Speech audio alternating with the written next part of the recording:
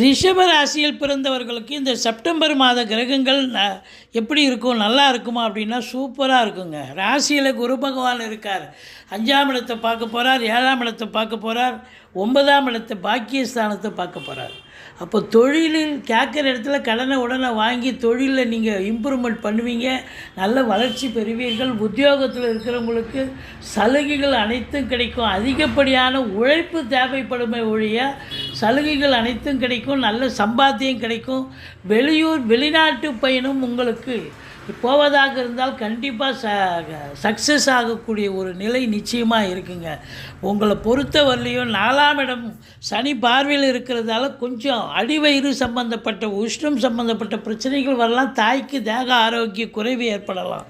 மற்றபடி பூர்வீகத்திலிருந்து நல்ல தகவல் வரும். கணவன் மனைவி ஒற்றுமை, சந்தோஷம், குதூகலம். திருமண வயதில் இருக்கும் ஆண் பெண் இருபலருக்கும்